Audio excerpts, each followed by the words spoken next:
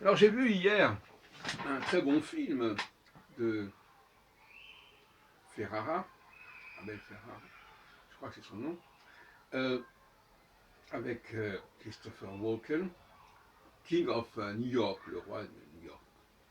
Alors, c'est un film tout à fait heureux, heureusement réussi, réalisé. D'ailleurs, on ne voit pas très bien des femmes réaliser des films de cette qualité. Il y a très peu de. De toute façon, la cinématographie, la contribution des femmes au cinéma mondial est très très médiocre, avec le recul. Même si elles ont pu faire des films, on peut dire, ça reste pas. Et donc, la scène finale est tout à fait étonnante. Euh, Frank White, puisque c'est le nom du personnage, joué par Christopher Walken, a été touché dans un duel avec un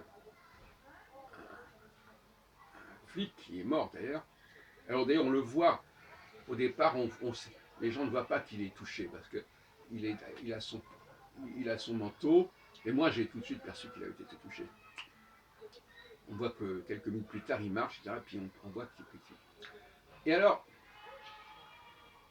à un moment donné, la police lui tombe dessus, mais alors il y a au moins 200 policiers qui entourent le taxi où ce pauvre homme est en train de mourir, en tout cas, je sais pas.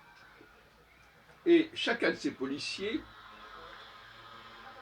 euh, tient une arme à la main, que ce soit un fusil, une carabine, un pistolet, etc. Je me dis, mais c'est complètement fou. Ils sont 200 à avoir un pistolet pour un homme qui est dans son taxi. Et on s'aperçoit à ce moment-là qu'il y a des gens qui n'existent que par l'objet dont ils savent se servir. Donc le policier, ici, n'existe que parce qu'il tient une arme. Et il ne comprend même pas que ça n'a fait aucun sens. Et c'est la question de la redondance, intéressant. La redondance, le double emploi. 200 personnes qui font le même geste. Et Ferrara rend bien cette histoire. En fait, c'est du cinéma, vous me direz. Mais malgré tout, quelque part symboliquement, on voit cette espèce de répétition. Au fond, les gens se foutent bien que l'autre fasse la même chose que soi. Ce qui est intéressant, c'est qu'on le fasse. Donc, de même que les gens se foutent bien de dire la même chose que le voisin. Hein, pareil.